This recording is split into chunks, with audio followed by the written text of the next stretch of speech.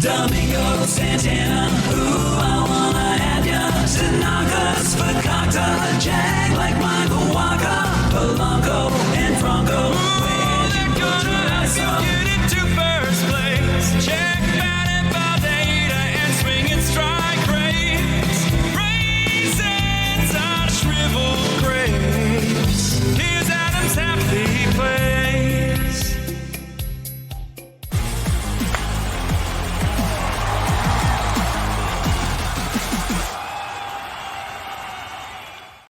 Welcome into Fantasy Baseball today, February 5th, on our first official Kokomo Friday here in 2021. I've been putting the Kokomo theme on our Thursday pods, but this is the first actual Friday one, so let's do it. Get pumped, Scott. I said right before we started, I have a nice little surprise for you. What'd you think? I like it. You know what the thing is, even though you've been putting it at the start of Thursday episodes, the way we recorded the podcast, I didn't get to hear it myself. The way we record them now, though, I got to hear it. It's the first time I'd heard it in a long time because I don't go listen to our podcast, obviously. But the number of outdated references, including who actually hosts the show, I think if Doc Krotzer is listening, we're due for a renewal there. Yeah, Adam, always here in spirit, no longer hosting the podcast. But yeah, look, every time I throw that in at the top of the podcast, I edit all the podcasts, just gets me so pumped. While it's playing here, I'm dancing around, having a good time. So yeah, the new streaming service that we have for video allows us to actually hear the intro when it plays. So get pumped up. Scott, we had a nice little Bob Nightingale slip up. We're actually recording this Thursday night, but you're hearing it on Friday. He jumped the gun. He reported that the Mets signed Trevor Bauer, but doesn't seem like it's done yet. So nice little classic Bob Nightingale slip up there. Classic Bob. Classic Bob. We are not alone, Scott and myself. No Chris Towers here on the podcast. Again, Chris has off all week. He's on vacation. He's enjoying himself. Rightfully so. He deserves it. But in his place, when it comes to fantasy baseball, you name it, this guest has done it.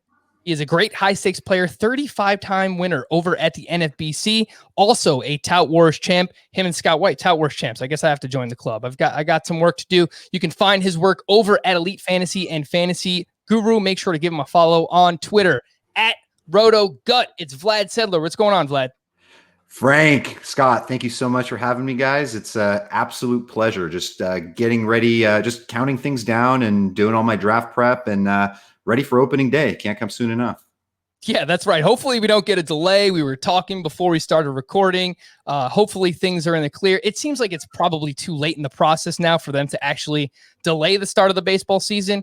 So as long as things can get done efficiently and safely, then yes, let's move forward with the normal opening day of April 1st. Before we actually jump into things, Vlad, I wanted to just get a few rapid fire questions at the start, things that I've always wanted to ask you that I've never actually asked you. So what is the origin of the name Roto Gut? You know, this was maybe 5 years into playing. I mean, I started playing in the late 90s in, kind of the end of high school, beginning of college. And just a few years in, just spent a lot of time on my research. But at the end of the day, a lot of my lineup decisions, my on-the-spot draft decisions, I really felt came from like a deep instinct. And so just kind of went with the name Roto Gut and, just been going with it ever since. My friends make fun of me and tell me that it's not actually the gut that is making decisions, it's the research built into it. But hey, I'm going with it now for 15 years.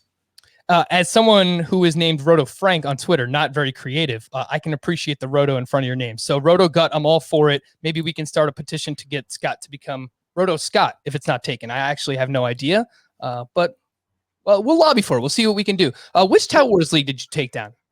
It was my first one, actually. It was 2017, and it was the head-to-head auction. And I just remember it very clearly because I just, it was all the guys and gals sitting around the room drafting, and everyone's just kind of messing around, having fun. And I was using draft software at the time, and one of my first times using it. So I was just like laser focused on, making sure players were getting in there and just keeping up with everything. So I think it ended up helping me because I remember that was the year with Giancarlo Stanton's probably his last big year, the James Paxton and Robbie Ray breakout. So 2017, but haven't won one since. So that was head-to-head points when you say head-to-head? Head-to-head points, yeah. Okay, because I'm in head-to-head points now, so I think I got to get some tips from you again to try and look. Ian Kahn and Ariel Cohen are in that league, and they are they are fantastic players, man. So it is it is definitely some tough competition. Vlad, I know you're a big Dodgers fan, so congratulations on the World Series win. But does the World Series actually count in a 60-game season? Let's be honest. I mean, honestly, it does because it's in the books. It's in there. If would love to have them do it again this year in a full season, hopefully 162 games. That would be fantastic. But my greatest moment as a child was the 88 Kirk Gibson home run. I still remember it so vividly. And I've just been waiting for so long for this. And Giants fans and other fans make fun of me, but I mean it was 30 years in the making. So I'm going to go ahead and take it. Yeah, I'm definitely just being a salty Yankee fan. So you should enjoy it. And if the Yankees won, I would enjoy it as well. So the last one I'll ask you, I saw you retweeted my poll last night on Twitter. Which util-only player do you target most at their current cost? So not which one would you take first, but which one do you target most at their current ADPs? Man, to be honest, I know there's only a handful of them, but I really like them all. I am particularly partial to Jordan Alvarez, just because he still feels a little underpriced. People don't know how things are going to look for him in spring training. He's going to be resting frequently, how the knees are holding up, and so kind of where he's going in the 80-ish ADP range, I feel is still pretty much a value. I do like JD Martinez as well, probably going a round or two later, but Jordan for me. I like that you're a Jordan truther there, calling him Jordan, or is it a Jordan truther? I don't know. We had a debate over that. I guess it was 2019, where we just couldn't decide what his name. I think we finally settled on Jordan, but that's what that's what I thought it was, and then I think someone corrected me on a pod, and I've just been going with Jordan ever since. it's not entirely clear what he actually goes by. We gotta figure this out, because it's like Jordan versus Jordan. It's Robert versus Robert for Luis, whatever his last name is. I've heard it's Robert. So I keep going back and forth on this. I watched some highlights recently of Jordan Alvarez, and they were calling him Jordan, like the Astros broadcaster. So I was like, all right, I'm going to go with that, but I still don't think that we know for sure. So clear that up for us. Come on, guys. Some news and notes. There's not really much going on. Well, first of all, I should probably tell you what we got going on in the show today. Obviously, Vlad's here. We gave you a little bit of a sneak peek, some rapid fire there. The guy knows his stuff. So I wanted to just kind of let everyone know first and foremost. But the crux of today's podcast, some people have been emailing in, and on the Facebook group page, they've been asking we need more strategy. So we're really going to focus on strategy today, specifically for Roto, because obviously a lot of the high stakes that you play, Vlad, over at the NFBC, I know is traditionally 5x5, and then some in-season management, because you have been dubbed the Fab Whisperer, and I know that you've been very successful when it comes to placing bids throughout the course of the season. So we're going to pick your brain on some Roto, some in-season management, and then we do have some player discussions later on in the podcast. Vlad, to no one's surprise, is a huge fan of Vlad Guerrero Jr., so we're going to find out why. And I know that you successfully called the Christian Yelich breakout season. You actually predicted his MVP, and he went on to win the MVP. So who is this year's Christian Yelich? I don't know if Vlad will actually let us know, but I have a game of Guess Who for who I think will be this year's Yelich. That's coming later on in the podcast. There's not a lot of news going on. I mentioned Bob Nightingale incorrectly reporting. By the time you're listening to this, it's going to be Friday morning, or watching this. Trevor Bauer might be a New York Met. Apparently it's down to two teams. It's the Mets and the Los Angeles Dodgers. So we'll see ultimately which team he goes to. Hopefully either one of them has a bunch of sticky stuff, because the spin rate was very helpful for one Trevor Bauer last season. The only other thing I saw right before we hopped on this podcast, Scott, I'll throw this one your way. The Angels are on the verge of acquiring, it might have even went through, Dexter Fowler. So I'm not sure if this really does anything for his value, but I think more so than anything, it probably just creates this glut of options in the Angels outfield, and it might open up some playing time for the real deal Tyler O'Neill for the Cardinals outfield. So any takeaways?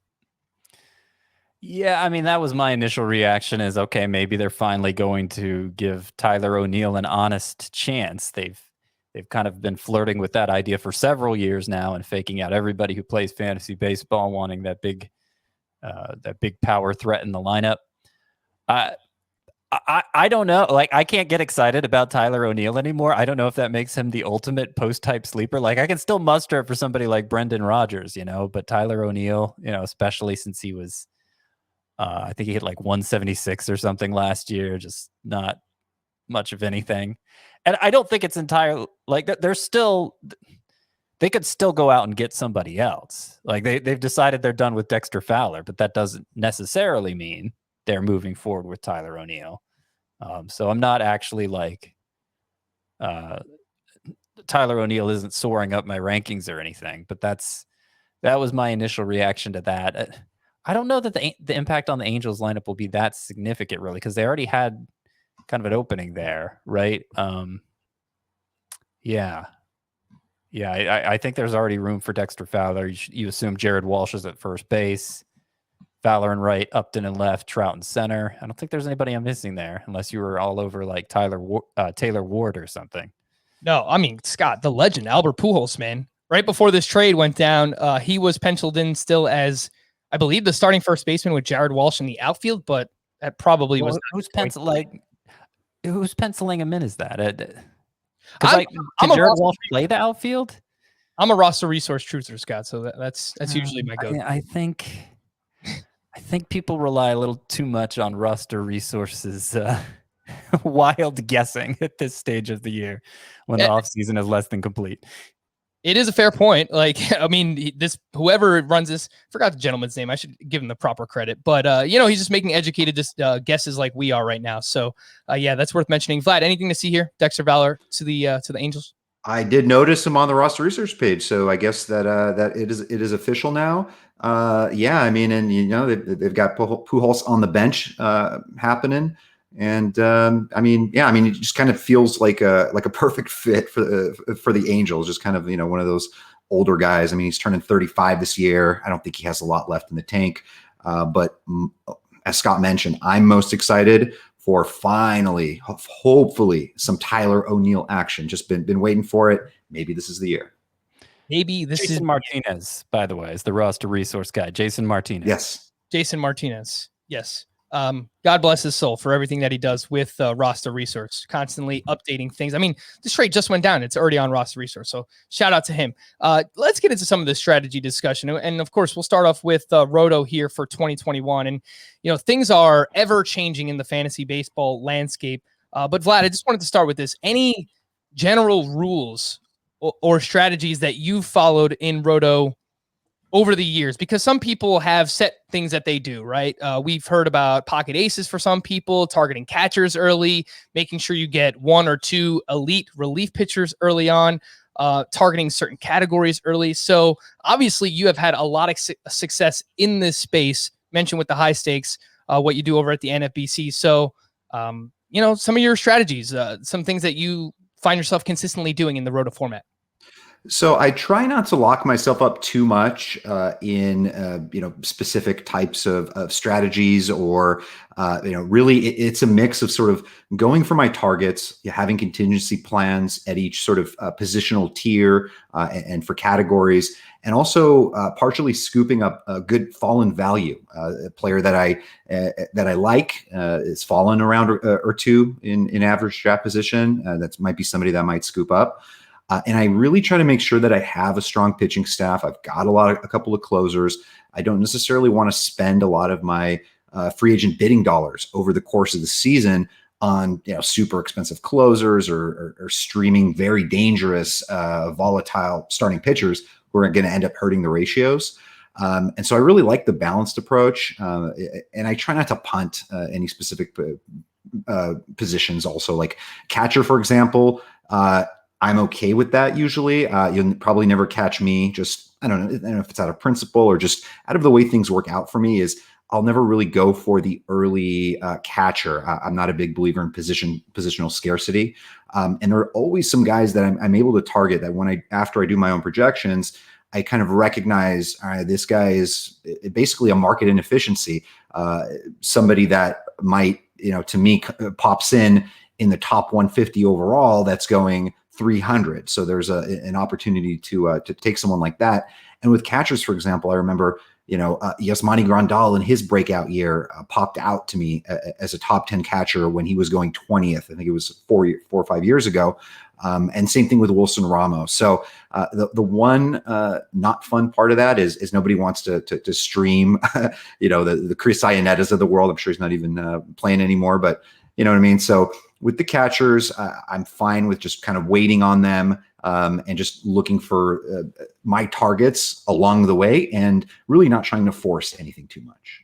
So you're probably not going to wind up with the Roberto Perez, Jacob Stallings duo to start the season. That's probably not what we're going for with catchers in 2021. Some people do it, especially once you get into 15-team roto leagues. I mean, there's only so many starting catchers. That means people are drafting 30 catchers to be started in that type of format. So some people are not going to have great ones. Scott, I don't know that I've ever asked you this, but obviously you are targeting pitching very heavily early on in drafts, but do you target specific categories? Because obviously we know steals are very scarce. And I think ideally, with the hitters that I like to target early, you'd want to hit both batting average and steals where you can, because again, those are probably the two hardest hitting categories to find. Yeah. I mean, steals is the category I'm most concerned about early in a roto league, because there are so few players that contribute to the category at all. And then the only ones, pretty much beyond the early rounds, the steals contributors you're going to find are pretty much just steal specialists who are going to drag you down and everything else. So I do consider it important to lock up steals early. I don't put as much priority on it as I do getting the starting pitcher volume I'm looking for. So, it's not uncommon for me to come out of a roto draft feeling like I shortchanged stolen bases a little bit. But the goal is to not do that. The goal is to get a couple of high-end hitters who also steal bases, or maybe even come away with Adalberto Mondesi if he's around and if he's available and toward the end of round 3 or maybe even in round 4, so that you can compete in that category as well. Vlad, you mentioned that you don't punt certain categories, like any categories when it comes to roto. I mean, I will say this, it is doable, but it makes life a lot easier, especially in a standalone league, a redraft league. You can finish in last place in a category, but you need to, and this is a fact, you need to finish in the top 3 in basically every other category to win your league if you punt a category. So it's doable, but it makes the margin for error that much slimmer. So you mentioned you don't do it in the draft, but what happens, say, you're 2 months into the season and you just see like it's not going to turn around. Say you don't have trading in your league. Like at that point, would you look to punt a category in season and then just go all in on other categories? Or, what would you do in a situation like that? I think it really depends on the format that you're playing, because a lot of folks are playing in standalone leagues. It's there is no overall component like we have in the NFBC, and primarily most of my leagues are several entries into something that has an overall competition with a few thousand people, and you really can't compete for that prize, for the top prizes, if you don't have the balance. So I try to address that as much as I can in the draft. Never really want to put myself too much in a hole, really, in anything, and it's something I want to be mindful of sort of early on in the season, like kind of see the writing on the wall, like, okay, I have a team, an offense with a bunch of players that are they're hitting near the top of the lineup. They're scoring a lot of runs, but I'm kind of light on power. Okay, let me see what's available on the waiver wire, who's playing, who's going into some nice ballparks that we can take advantage of. What type of players are, that started the season hitting lower in the lineup are moving up and are going to have more run producing opportunities, who's hitting the ball harder. All these things I'm sort of looking at as I go. And I really don't want to ever put myself in that position, because I leaving the draft is, going into a draft and not, and having to, start that way and then go that way for 6 months, I think is very difficult to do. But midway through the season, I think you just kind of have to anticipate it and adjust as you go. Vlad, something I admire about you is that you have your guys and you stick to your guns and you are loyal to a T. But I know that you're a Juan Soto guy, and I saw this on Twitter the other day. In a roto draft, you took Soto ahead of Ronald Acuna. So in 30 seconds, a minute or less. Mhm. Tell me why you're going Juan Soto over Ronald Acuna for this season. I mean, it's really just splitting hairs. It's because I'm going to be having multiple contests in this thing. And so really, I would rather have Soto at pick 3 or 4 and then an earlier second round pick than Acuna in a later second round.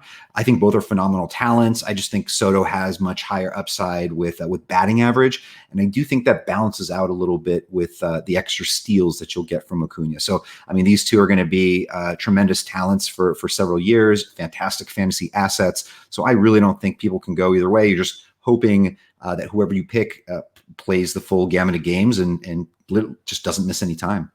Yeah, I know Scott and I have Ronald Acuna ranked as our number 1 players in Roto, and I know many people do, but I think you're right, man. Like, you can make the argument very easily for Soto.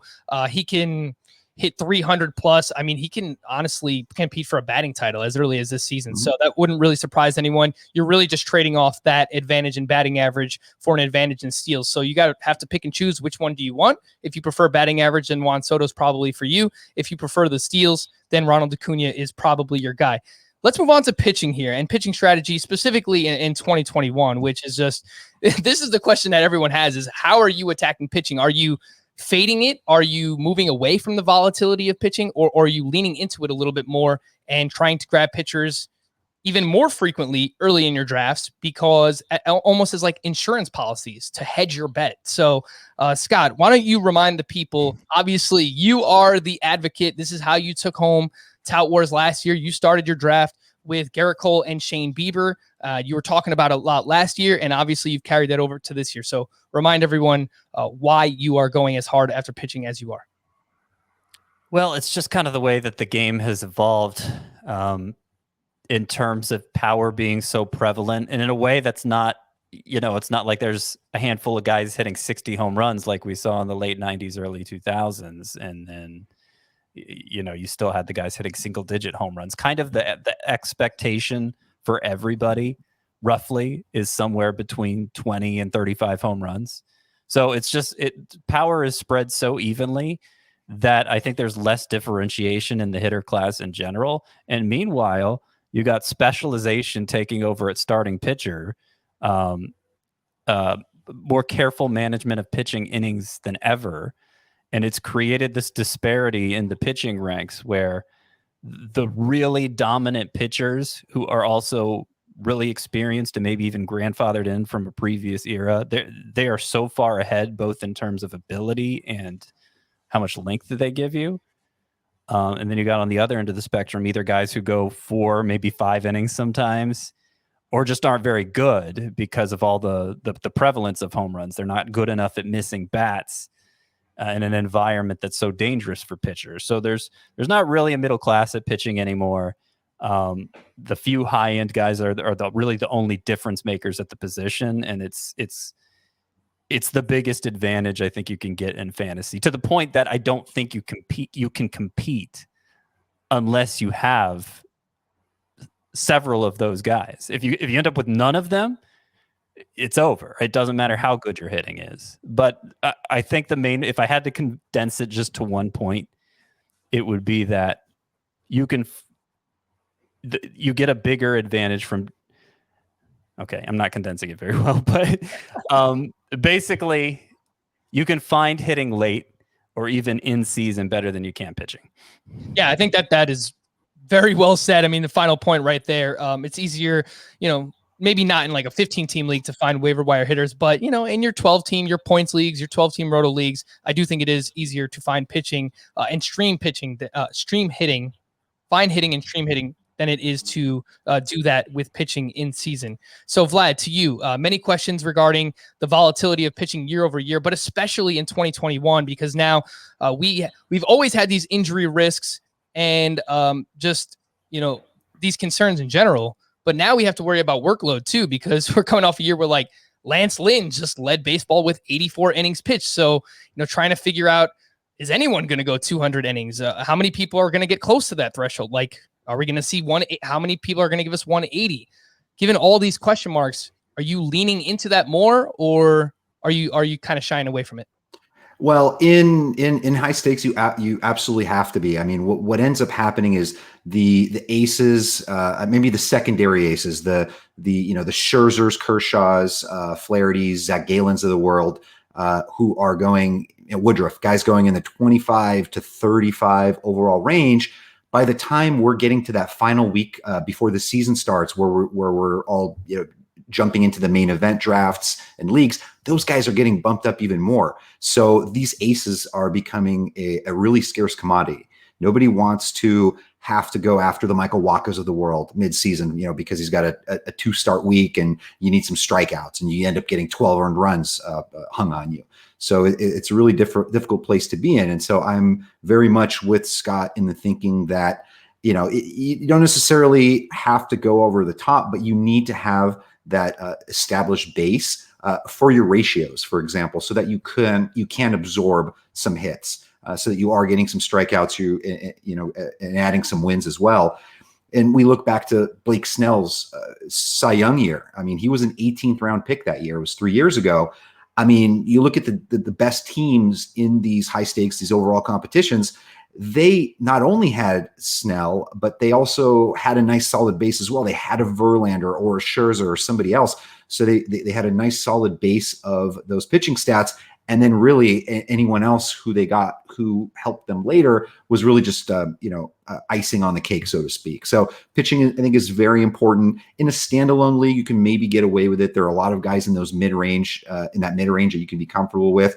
But like myself, I love guys like Sixto Sanchez, Lance McCullers, Kevin Gausman, but I would never put myself in a position where these guys, I'm going to wait 10 rounds, punt pitching, and those guys are my ace. I'm more with Scott. Give me a Bieber or Cole or a secondary guy to start and then go from there. So if you're in a 12-team league, some of those names that you brought up right there, Sixto, McCullers, ideally, what would you want those guys as? Your SP3. SP3 or later? Yeah.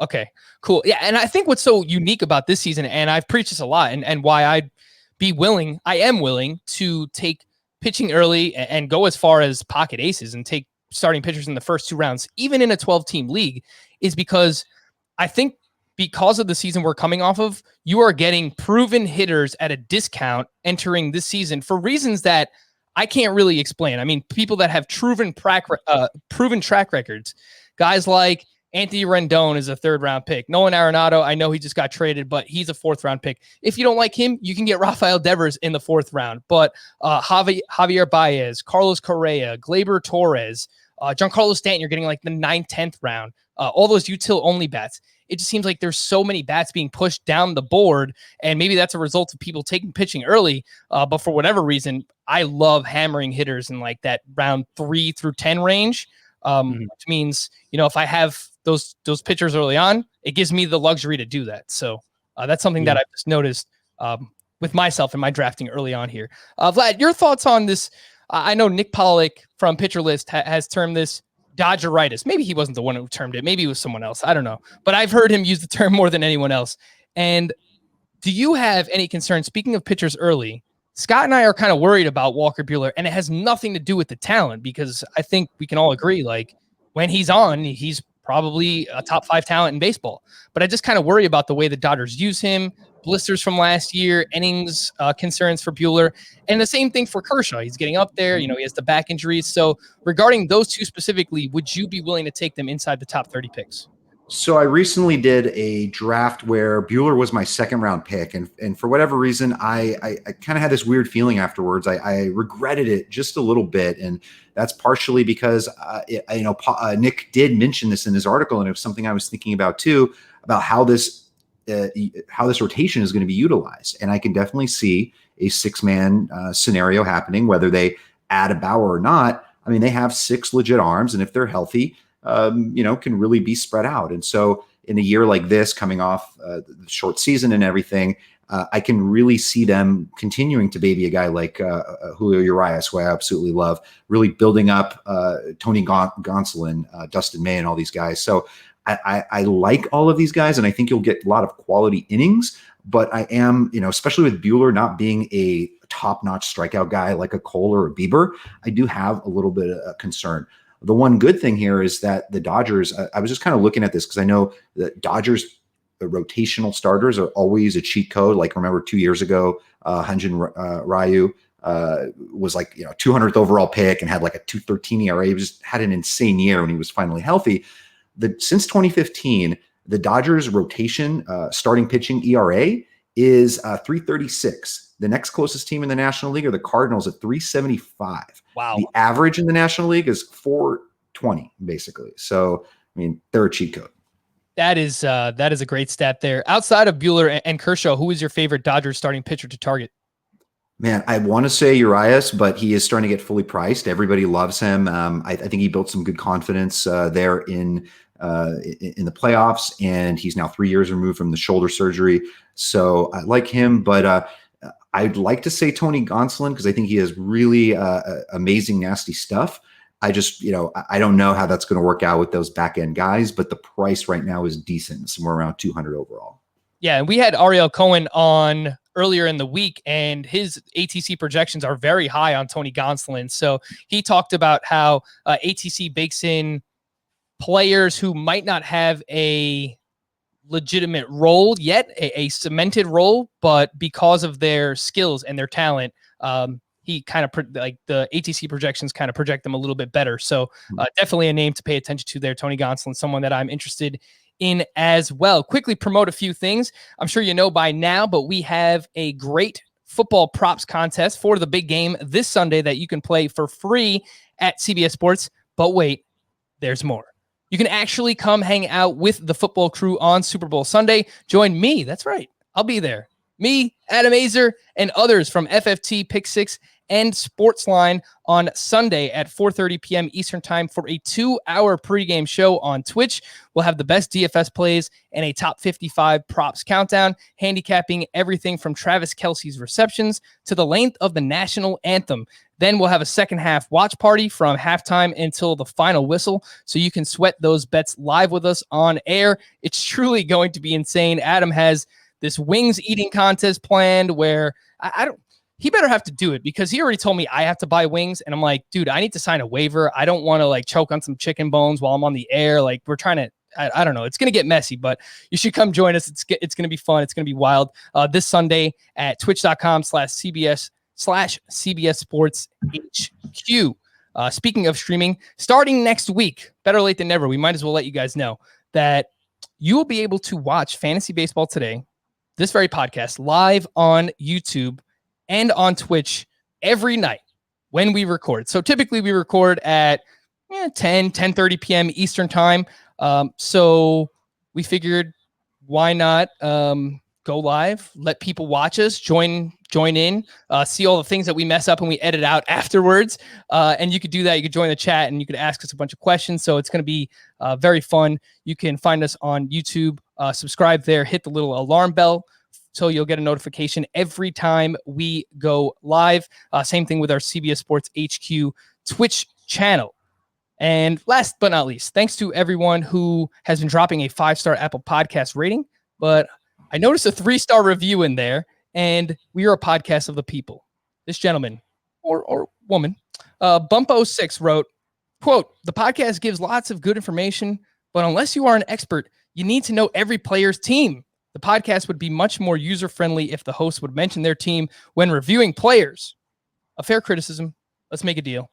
Now, I'm not going to do it for bigger name players. I mean, you should know who those guys are. But for some of the middling players and lower end guys, I will mention the player and the team that they're on. So over the next couple of weeks, if I do a better job, you bump that up to a 5-star review. Deal? Deal. Let's do it. Closers. We already spoke about starting pitching for Roto leagues. And we did head-to-head categories yesterday, just a completely different beast than Roto. But for closers, there seems to be multiple ways to attack these. Early and often, or quantity over quality. And I was looking through every team's bullpen earlier, and there was legitimately only 11 or 12 teams that I said, okay, 100%, this guy is the closer. So it is as messy as ever. I usually leave the draft with like 3 to 4 options myself. A lower end RP1, someone like a Kenley Jansen, a Craig Kimbrell, maybe a Kirby Yates. A decent secondary option, maybe like a Rafael Montero or Jake Diekman, and I'll take a few shots later on in drafts. So, Scott, you first. What is your approach when it comes to attacking closers and saves in the Roto format?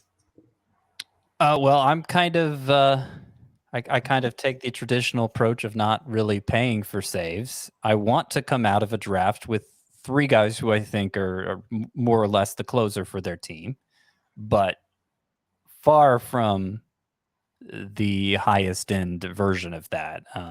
So, Brandon Kinsler was a guy I was really into going into last year. Marco Melanson of the Braves, now a free agent. Both of those guys are free agents, actually. So we don't know if they're going to be in the closer mix. But I guess comparable names for this year would be like Rafael Montero of the Mariners or Richard Rodriguez of the Pirates. We'll see how that situation shakes out. But I think he's the leading candidate there. But three is what I'm looking to get. And we'll see how it goes. It's a position where regardless of how deep your league is, if it's 12 teams, 15 teams, to a certain extent, even if it's a league specific format, there are going to be alternative save sources emerging on waivers all year just because there's so much turnover in that role. So even in the 60 game season last year, I think the closers I drafted in Tout Wars, which is a 15 teamer, it's like Kinsler and Wade Davis, maybe Hunter Harvey, really even worse than I wanted it to turn out. But 3 guys who I thought were going to be the leading save sources for their bullpens.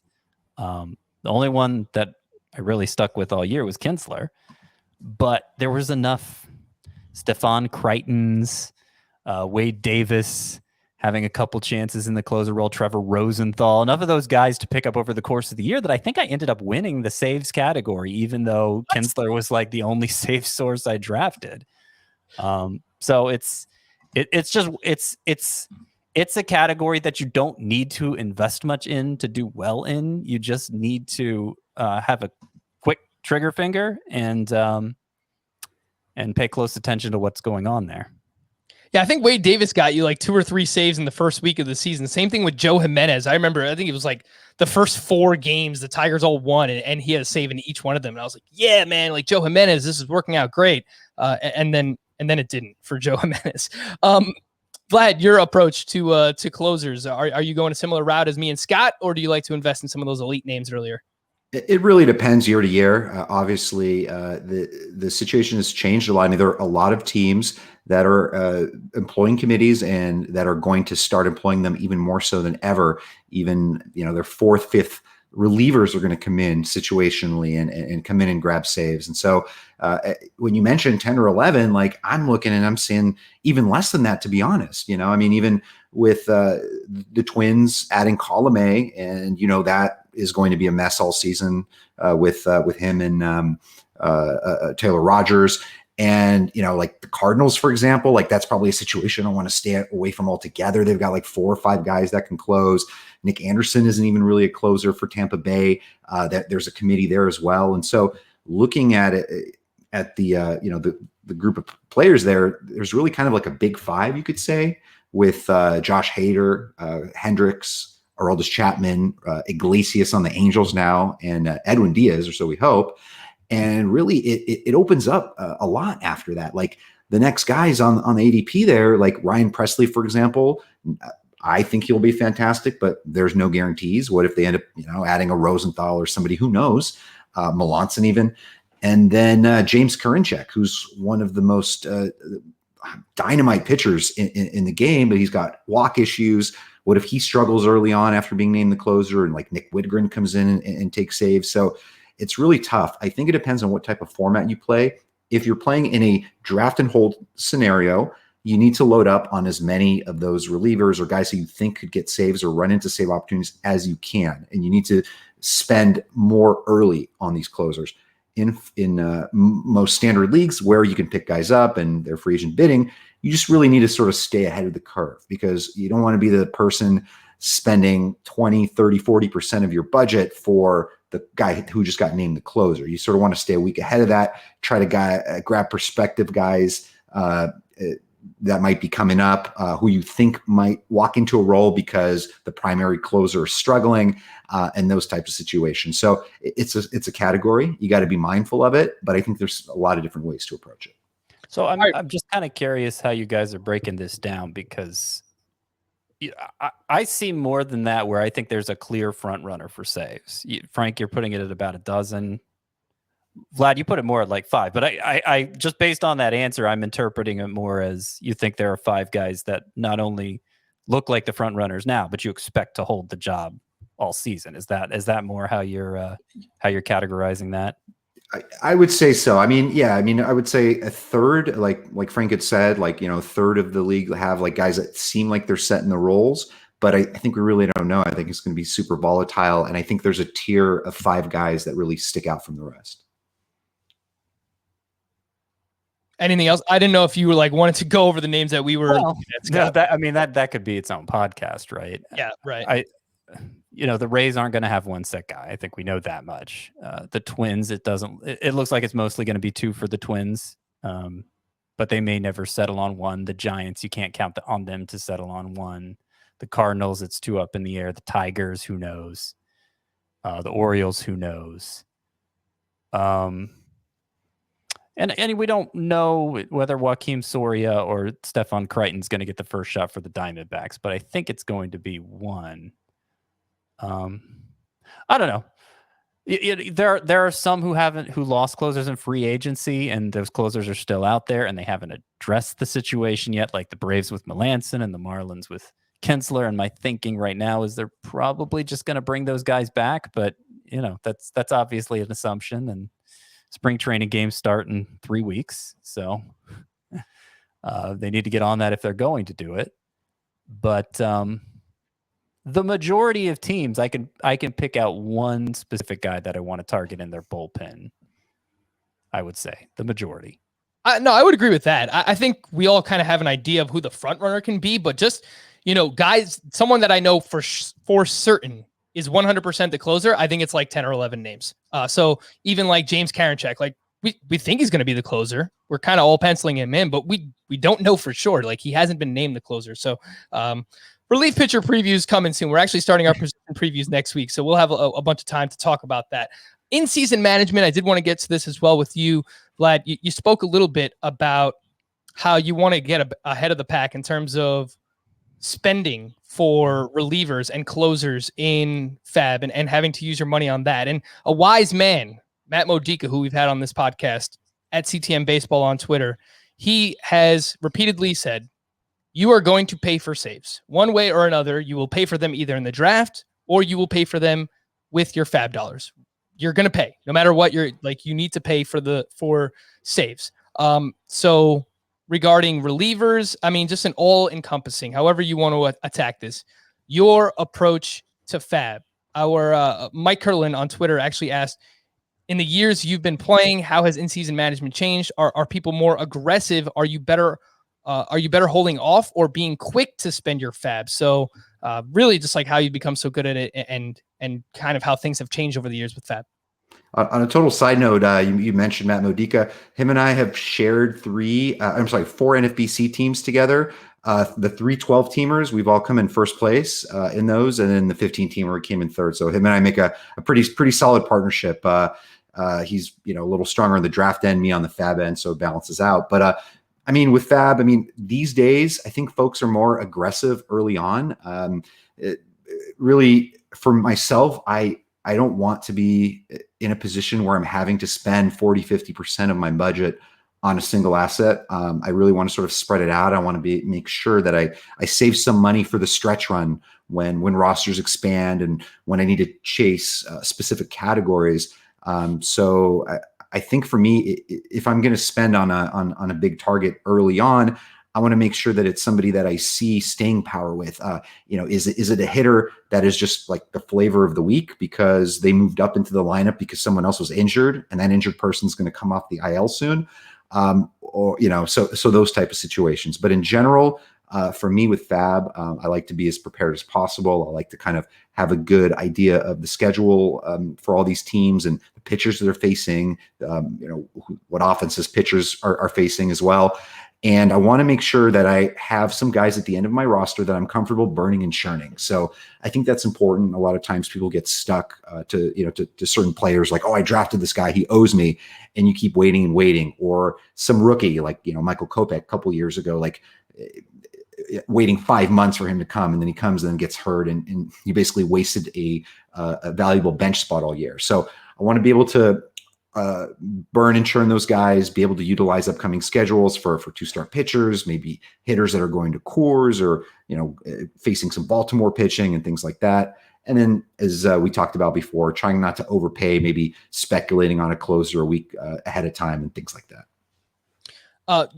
Specifically, you mentioned Michael Kopech, and I remember I competed in the main event at the NFBC 2 years ago for the first time, and I spent over 30% of my budget on Carter Kieboom, and it did not work out well. Man, I've held a grudge against Carter Kieboom ever since. But like specifically with targeting prospects, how aggressive do you like? How do you know how aggressive to be on some of these guys? Like, is it different for everyone? Like, do you have to really have a certain level of confidence to go that hard after a prospect? I mean, how do you approach a situation like that? I think for me, it's partially their pedigree. It's also team context. Like, are they somebody that's just coming up for a cup of coffee, or are they going to stay a while and be around? And then the third factor, I think, is market value. If it's somebody that you just know everybody's going to spend on, it's good to maybe have some guys underneath that you can sneak in for a cheaper bid. If you think back to 2 years ago, Fabapalooza, Fabageddon, whatever you want to call it, when it was Keston Hira, Nicky Lopez, all these guys. Austin Riley was a really big guy, and I think a lot of us sharp analysts were like, okay, well, he's crushing all these homers and maybe start off hot, but at some point this guy has to cool down. He just has to regress, and it just doesn't make sense. And so it didn't make sense to spend 30% of your budget on a guy that is going to come back down to earth. And people, I think that I forgot who it was, but there was some guy that maybe like Oscar Mercado, I think, went for like 5% of what Riley was going for, and he ended up paying fantastic dividends. So I think those three factors I think are really important. I'm so happy you brought that up too, because I remember it like it was yesterday, man. Fabapalooza, Fabageddon, no matter what you want to call it, we had like 5 prospects get called up all at the same time, and it was just absolutely wild trying to figure out amongst those names like Keston Hira, Riley. Mercado's a really good call because he went for cheaper than everyone else, and he actually worked out pretty damn well. Scott, I want to ask you a little bit more about like the pitching side of things. Obviously, like you do the hitting and pitching planner every week for us here in season for CBS Sports, and for the head-to-head points leagues, like, okay, you could take some risk when it comes to 2-star pitchers because, like, whatever. If a guy stinks, like, it's not going to really mess you up all that much. But specifically in roto or head-to-head categories, like, are 2-star pitchers dead? Because, like, these guys can completely destroy your ratios. Like, you're throwing in, I don't know, insert name of a really bad pitcher, like some kind of Orioles pitcher or something that you're just picking up, and it can go so wrong. So, like, our pitcher's dead. Like, what's going on? Yeah. I don't think it was ever a great strategy in a categories league, a roto league versus a points league. And I don't even love it in points leagues, to be honest. For as much time as I spend writing and talking about 2-star pitchers, I've never been a big proponent of the strategy of streaming them. And I think it's because of that enormous gap in pitcher output right now. For roto leagues, categories leagues, especially, the kind of guy you're going to be able to pick up for a 2-start week. I mean, he's liable to destroy your ratios. It's the only time it's worth doing, I think, is if late in the season, really getting down to it. You feel comfortable with your place in ERA and WHIP. You're trying to make up ground in wins and strikeouts, and it's just a total desperation move, hoping you get lucky with that particular 2-star week. That's really the only time I put any emphasis on it in roto. Yeah, I do want to bring up a point about the prospects, though, if you don't mind. Yep. The time and I assume this is an option in the NFBC leagues, but I know this has been an approach that's worked well for me in Tout Wars. The time to pick up the prospect off the free agent list is before he gets called up, before it's announced he's getting called up. Like, he's on a tear in the minors.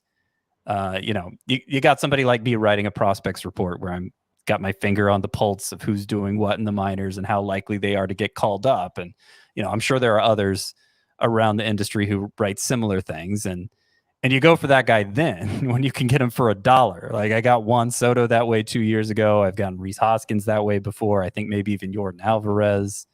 There comes a, it's one of those situations where there's no competition for him one day, and then there's enormous competition for him the next day. And it's if you're willing to sit on him for a while, I'm not saying months and months, but maybe a couple weeks, it could be really, really beneficial for you. Yeah, it's kind of similar to the closer situation and kind of speculating on closers. The first time a reliever blows a save, don't wait for like the second or third time. Mm-hmm. The first time you see someone fault, maybe, all right, like in a deeper league, especially if you you have that reliever on your team, you want to make sure that you have his handcuff per se, right? It's more so a term that we use in fantasy football, but I think it could make sense sometimes in these deeper roto leagues as well. Last thing I'll hit on for in-season management, Vlad, you mentioned picking up hitters to stream in certain spots, Yankee Stadium, playing in Camden and Coors Field. Are you someone who's looking to do that a couple of weeks in advance? Like, is that how far out you're going, looking at the schedule so that other people don't even have the opportunity to do that? Or are you doing it just like the week before? You almost have to do it in advance. And if you're in a league with competitive people that are going to be doing the same thing, I see it all the time now. Somebody's going to play a 4-game series in Coors Field, not this upcoming week, but the week after, and those guys are already getting bid on, especially in 15-teamers where there isn't a lot of depth and options that you can pick up. So. Absolutely. I think it was a lot easier last year specifically because of the schedules and the way that it was lined up, where these teams were playing just essentially within their own division and then with their, NL or AL counterparts.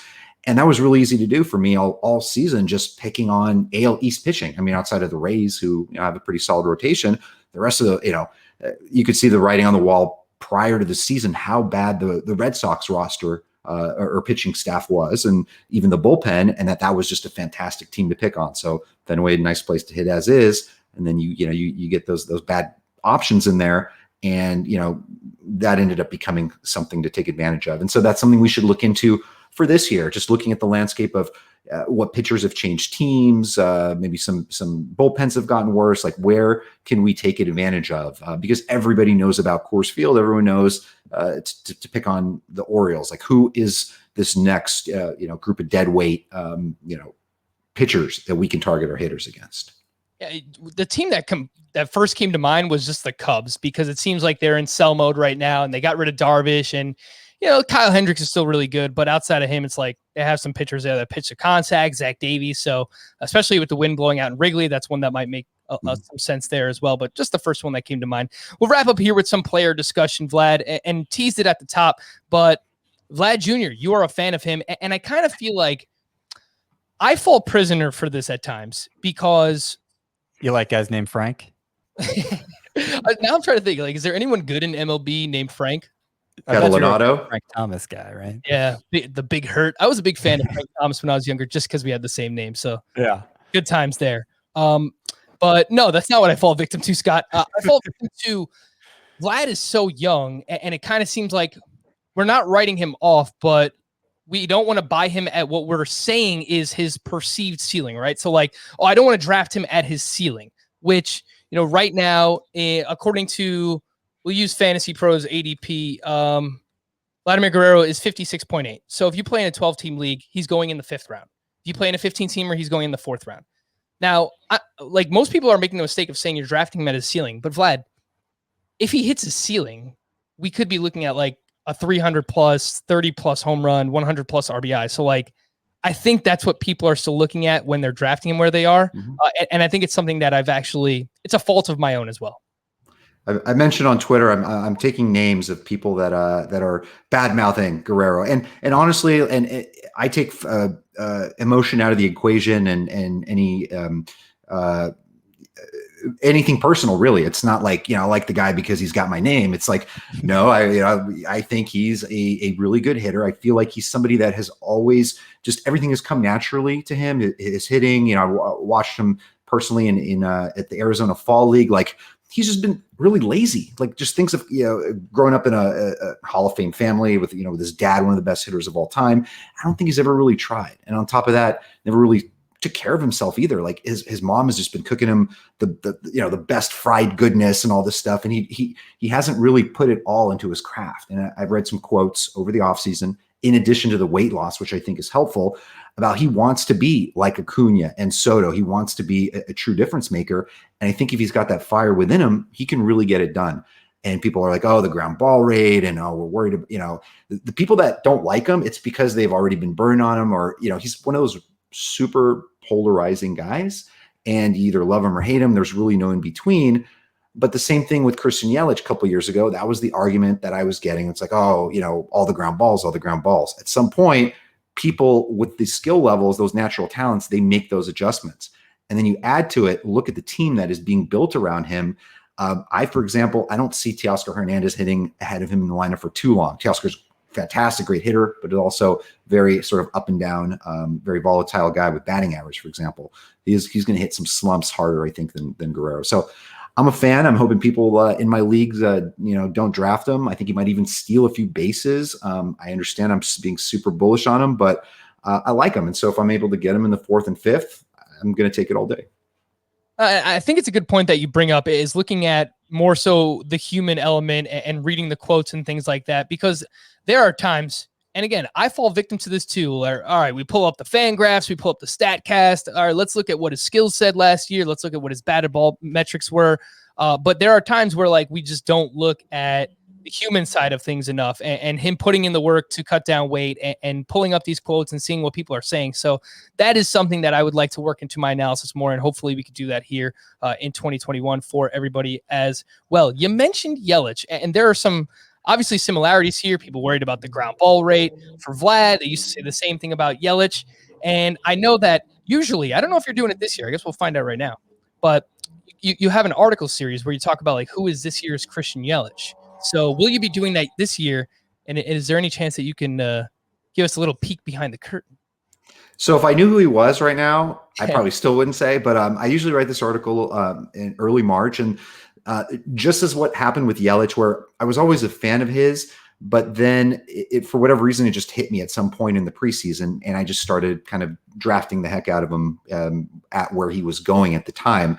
When I wrote this column 2 years ago, I didn't try to force it. I'm not, trying to market it. It's my column, but I also want to be real. And so I didn't have a true candidate. So I had guys that would mean maybe like a Yelich light. And I think some of those guys were like Meadows and Tommy Pham and Puig.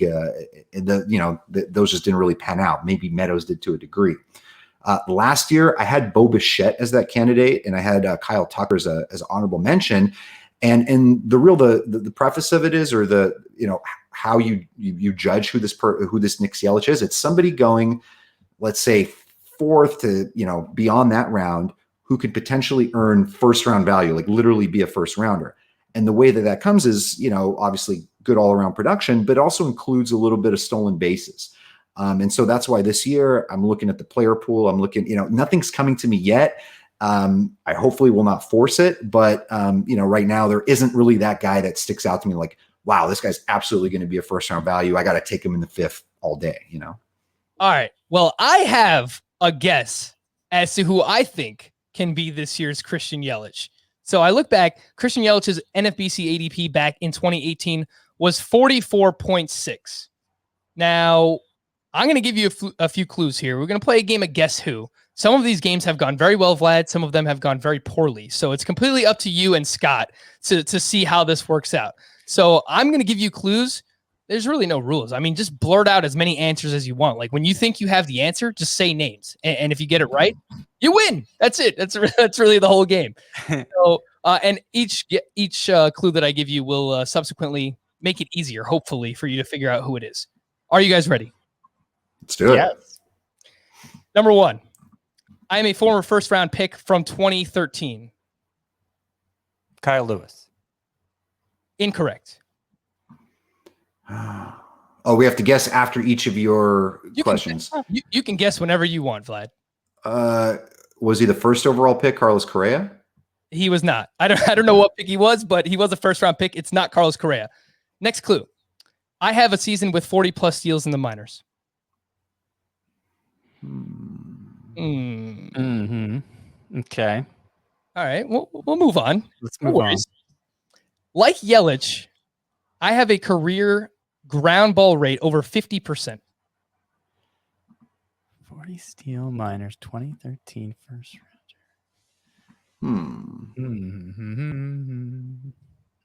All right. We'll move on. I had 10 home runs and 5 steals in 49 games last season, which means I was on pace for 30 homers and 15 steals over 150 games. I'm going to say Tim Anderson. Mr. Anderson, you got it correct. Nice. The right answer. The final 2 clues that I had since the start of 2019, my .331 batting average is second to only DJ LeMahieu. That would have been the giveaway. The final clue is throughout the movie The Matrix, Agent Smith kept saying my last name. Mr. Anderson. Yeah, so Vlad, for me, when it comes to Tim Anderson, I feel like people are still kind of hesitant. Like they're not buying it, even with the .331 batting average over the past couple of seasons. And I feel like given his power speed combination, the lineup that he's in, maybe he's a little light on RBI because he's going to lead off. But I still think that we can get like this 300 plus batting average, 30 homer, 20 steal, 110 runs scored type of season out of Anderson. And if he does that, he's a first round pick. I have come a long way on him from absolutely avoiding him in drafts altogether to having a newfound respect for him. Like I've watched him a lot, especially the last couple of seasons. He's just a fantastic player coming into his own over the last few years. And I mean, I could see it. I mean, there's a very good case to be made that somebody like him going like, 40-ish right now where Yelich went that year could earn first round value. What do you think, Scott? You in Tim Anderson? Yeah, no, I used to be a Tim Anderson hater.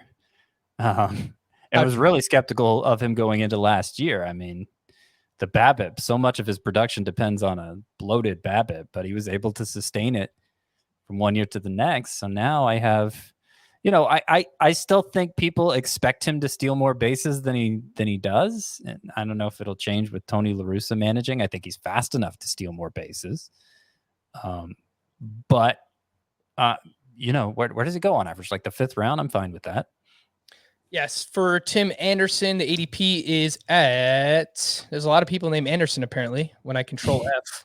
It's not great. 46. So in a 12-team league, the end of the 4th round, in a 15-teamer, that 3-4 turn. I've had, I think, 2 15-team drafts where I've taken him in the 3rd round so far. And he's someone I like to target in that range, batting average, speed, things that I like to hit on early on in the draft. We will wrap with this, gentlemen. The big game this Sunday, the Super Bowl. Scott, do you know who's playing? I do know who's playing. Yeah, Tom Brady's there again. The Chiefs are there again. That's Looking right. forward to it. First NFL game I'll have watched all year. All right, what's your prediction? I mean, you've got to go against Tom Brady, right? I mean, he broke your heart. That's true. That's true. He's a big reason why I haven't been watching much NFL. I'm kind of thinking this is the first year I'll ever root for Tom Brady, just because the Chiefs won last year, And I have a new respect for Tom Brady because I kind of thought he was just a manifestation of Bill Belichick, and then Bruce Arians is obviously a great coach, but is he? I don't know. Really good track. Look, like I know, right? I haven't watched NFL all season, but my perception of him is a consistent track record from organization to organization and a good coach. So, I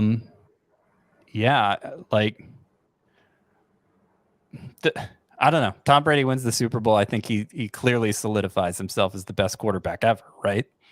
Yeah. I mean, he probably has already done that already until, Patrick Mahomes breaks all of his records. But yeah, I would say that's probably accurate. Vlad, a prediction for the Super Bowl.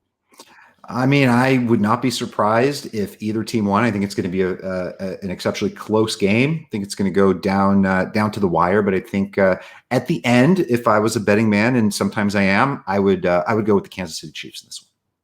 Yeah, I'm going to go with the Chiefs as well. I mean, I don't know, man. I'm a Jet fan. I watched Brady dominate the division for so long. Yeah, whatever, man. He's had enough. Let's go with the baby goat I've been calling him, Patrick Mahomes. Again, Vlad Sedler, thank you so much for joining us here. You can find his work over at Elite Fantasy and Fantasy Guru.